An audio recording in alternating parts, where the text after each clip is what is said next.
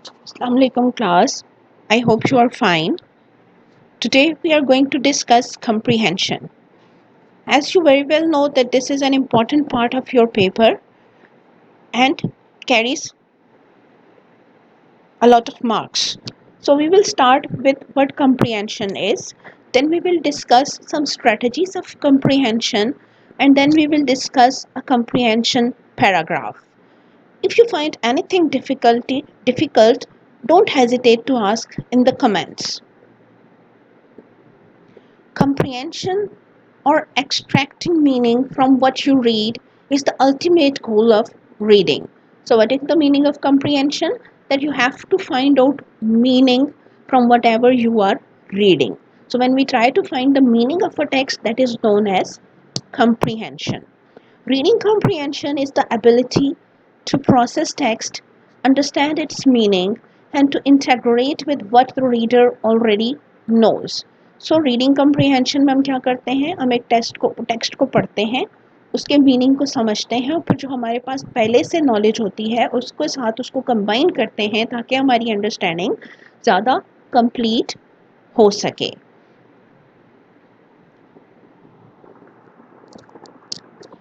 Now we will discuss some strategies of comprehension.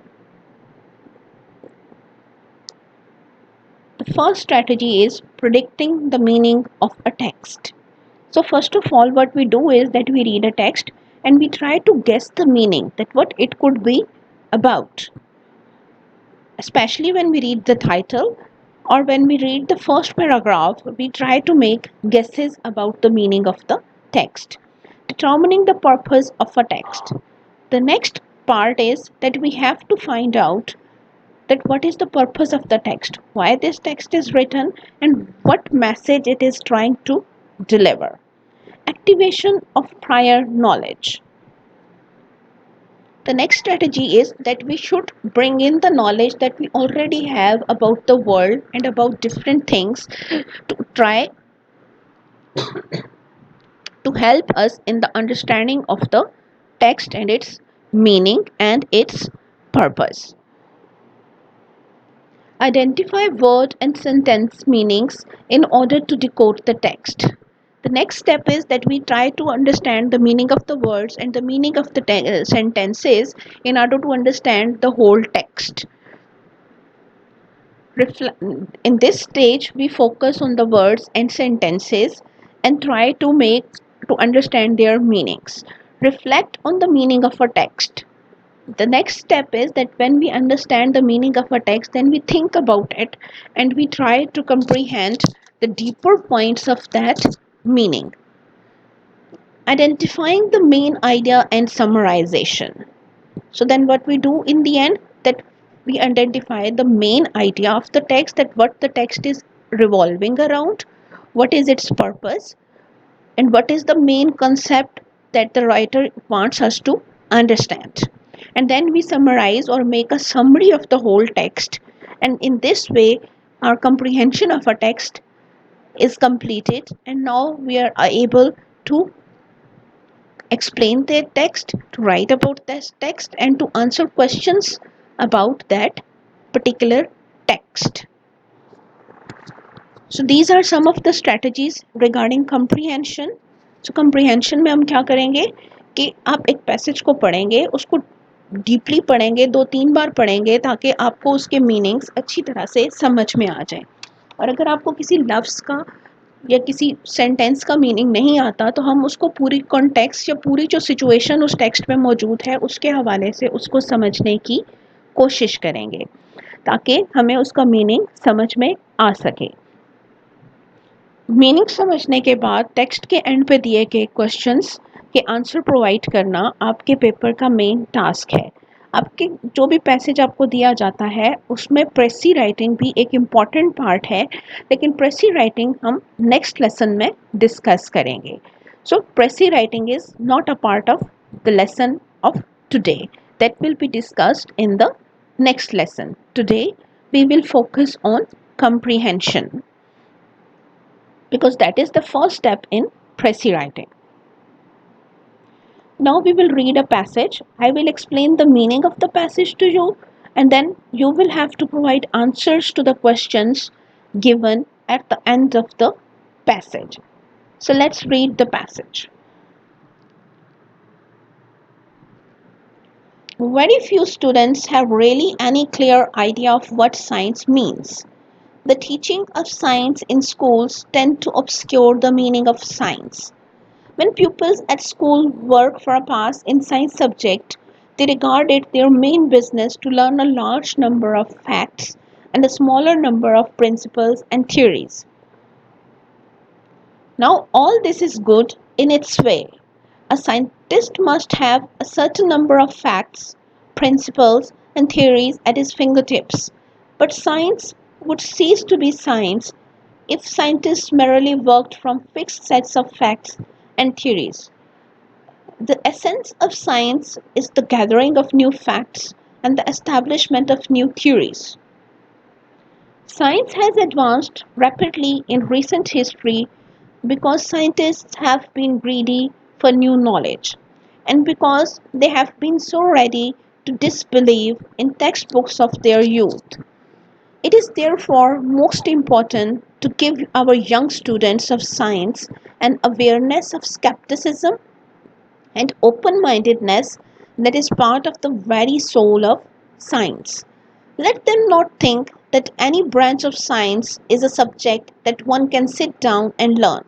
Let them realize that science is essentially a creative activity. Now let's read the passage again. This time we will go through each sentence and try to decipher its meaning.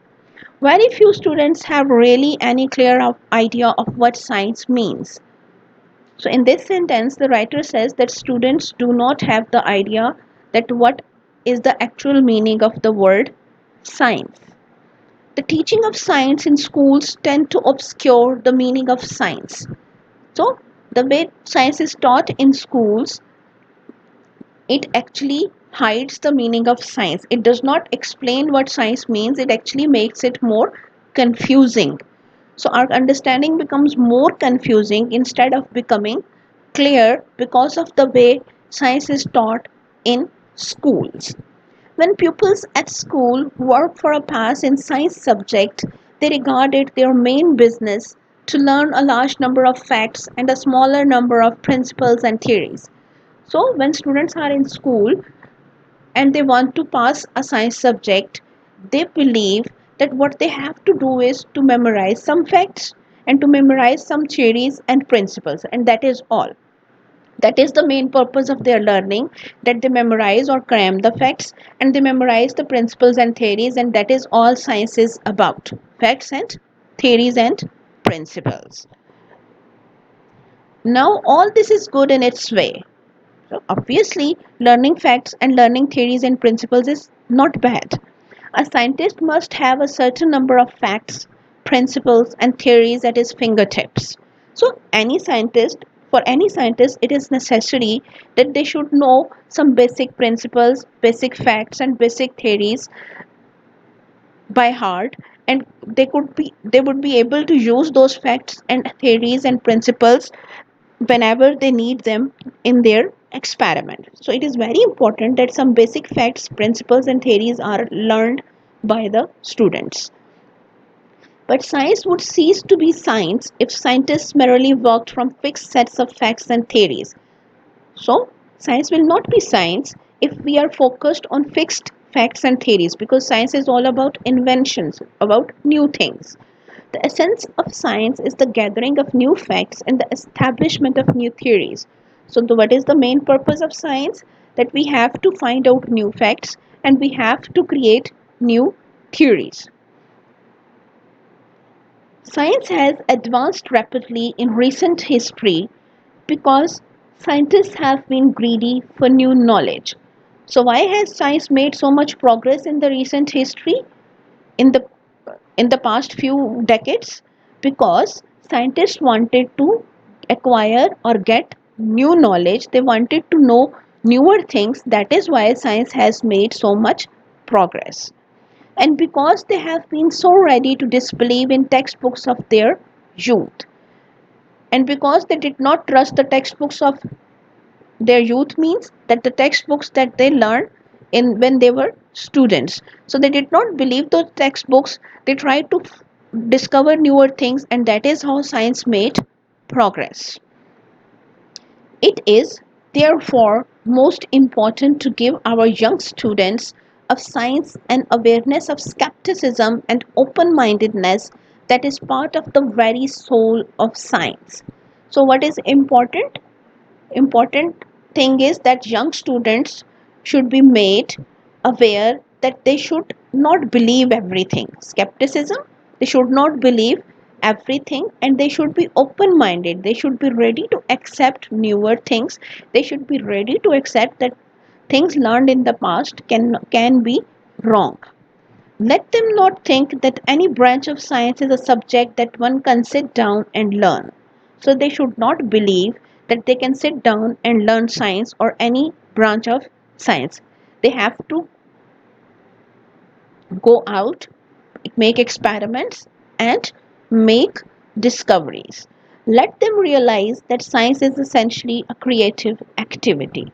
So the purpose of science is to create. So it cannot be learned from books. It can only be learned through trying to create newer things. Now I will give you the questions, and you will have to provide answers to these questions. Try to write the answers and send them before 1 o'clock tomorrow, and be on time. When does science cease to be science? Question number 2. What are the two causes of the advancement of science? What should we teach to our students of science? I hope you have understood the questions. Attempt the answers, and then in the next lesson we will discuss the answers, and we will discuss how to write a précis of a comprehension paragraph. That is all for today. Allah Hafiz.